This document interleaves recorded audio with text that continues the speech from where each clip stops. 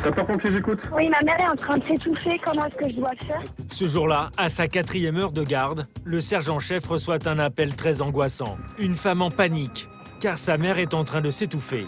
D'accord. Est-ce qu'elle était en train de manger? Oui, exactement. D'accord. Normalement, c'est quelque chose qui obstrue. Il faut qu'elle soit debout Ouais. et que vous mettiez des grandes claques dans le dos.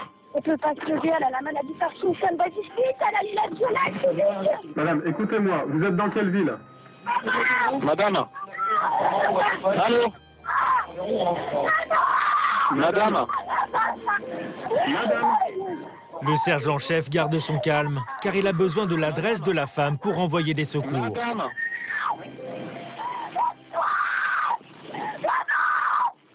Madame. Madame, écoutez-moi, madame. Madame, reprenez le téléphone, on perd du temps. Madame, écoutez-moi, dites-moi dans quelle ville vous êtes. Sa patience finit par payer. La fille de la victime lui donne enfin les informations qui lui manquent. La femme habite à 10 minutes de route de là, dans un petit village au nord de la forêt de Fontainebleau.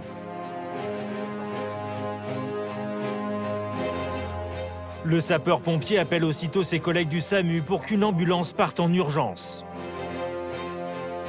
À l'hôpital Jacquet, pas le temps d'enfiler sa blouse. Coralie, 30 ans, se rend sur place. 77 VL3, départ primaire. La jeune médecin dispose de peu d'informations et elle s'attend au pire, car la femme est âgée et malade.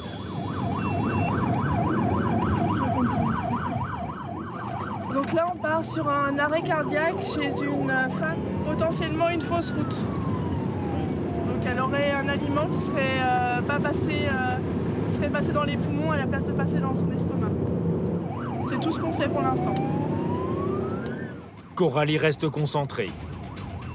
Elle travaille depuis 1 an et demi au SAMU et elle a déjà eu affaire à des accidents domestiques. Ils peuvent être parfois meurtriers. La vieille dame est en train de s'étouffer. Elle risque l'asphyxie. Chaque minute compte.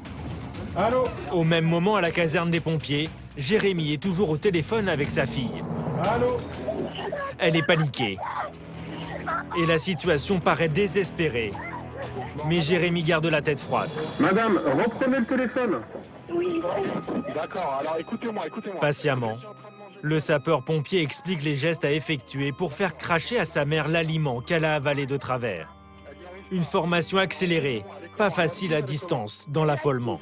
Elle est assise, donc vous allez m'écouter attentivement. Là, ce qu'il va falloir lui faire, vous allez vous mettre derrière elle et vous allez passer vos mains autour d'elle, sous les bras, et vous allez appuyer fortement 1 ou 2 fois jusqu'à ce que le corps ressorte. Écoutez-moi, vous allez appuyer au niveau du cœur, entre les 2 seins là. Vous voyez? Faites ce que je vous dis. D'accord. Maman, elle est en train de s'étouffer. Madame, qu'est-ce que ça donne? Restez avec moi là.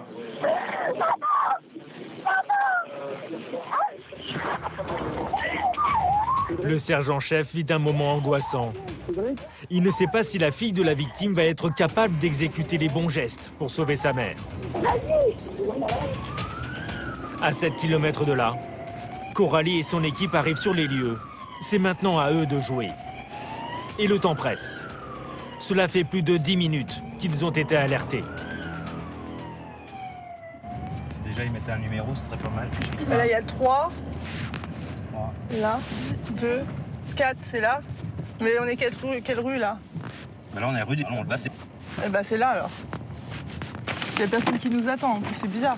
Ouais. Rue Basse Longue 4, Pavillon. C'est là. Charlotte, tu veux que je prenne un truc? C'est bon. Coralie se précipite pour secourir la vieille dame.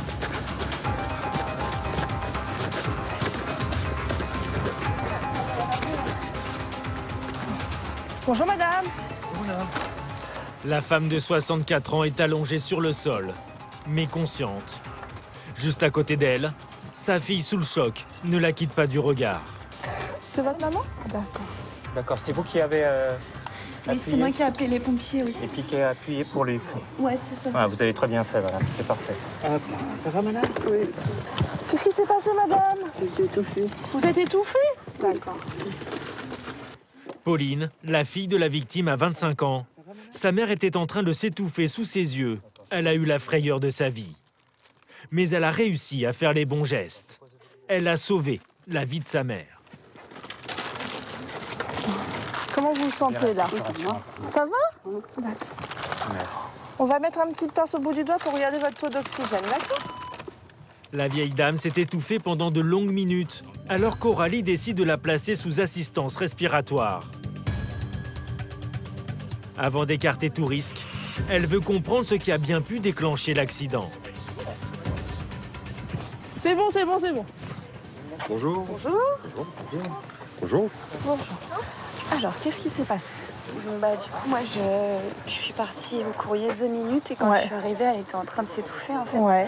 Et j'ai vu que elle n'arrivait pas à recracher, du coup, j'ai tout de suite appelé les pompiers. Ouais. Et de là, les pompiers m'ont dit de faire. Ouais, d'appuyer là, comme ça. Et vous avez vu quelque chose qui est remonté? Non, elle avait la violette en fait. D'accord. Donc de là, ils m'ont dit, il faut la mettre en PLS. Ouais. Donc je l'ai transportée, je l'ai mise par terre et quand elle était sur le côté, ça a recraché. Ne vous inquiétez pas, là, elle va bien, d'accord? Ouais, ok, merci. Je vous en prie, madame. Au moment du drame, la vieille dame était en plein déjeuner. Et c'est un petit bout de lard qui s'est coincé dans sa gorge. Heureusement, l'accident domestique ne s'est pas transformé en cauchemar. Voilà, madame. Sa fille a eu le très bon réflexe d'essayer d'extraire le corps étranger en appuyant au niveau du sternum, qui a permis de le recracher et de la mettre, ce qu'on appelle en position latérale de sécurité, donc sur le côté, donc pour éviter qu'elle vomisse dans ses poumons. Aux urgences de Melun, depuis 1 an et demi, Coralie n'a jamais rencontré de situation similaire. D'habitude, les proches des victimes n'ont pas les bons réflexes. Alors même si elle est arrivée après la bataille, la jeune médecin a le sourire. On n'a rien fait, mais on l'a aidée. Ça va? Oui. La dame, elle va bien.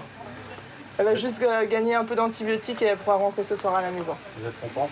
Très contente. C'est assez rare que les proches font les gestes qu'il faut et qu'ils ne paniquent pas et qu'ils arrivent à faire le geste. À la caserne, Jérémy a eu des sueurs froides, mais il peut enfin souffler. Et il commence tout juste à réaliser qu'il vient de sauver une vie, à distance. Pour autant, le jeune pompier fait profil bas, car c'est l'essence même de son métier, se mettre au service des autres. Je suis le premier étonné, ça a fonctionné. Même si on est formé pour ça, ça a fonctionné, je suis content. Tout le travail qu'on fait paye. Il faut savoir rester humble. Il y a d'autres appels qui finiront pas forcément bien. Donc ça nous rappelle pourquoi on fait ce métier, on est super fiers. Mais il faut rester humble. Le sergent-chef ne se laisse pas déborder par ses émotions, car sa garde n'est pas terminée. Mais il n'est pas prêt d'oublier ces minutes passées au téléphone avec la fille de la vieille dame. Probablement les plus angoissantes de sa carrière, au centre de traitement des alertes.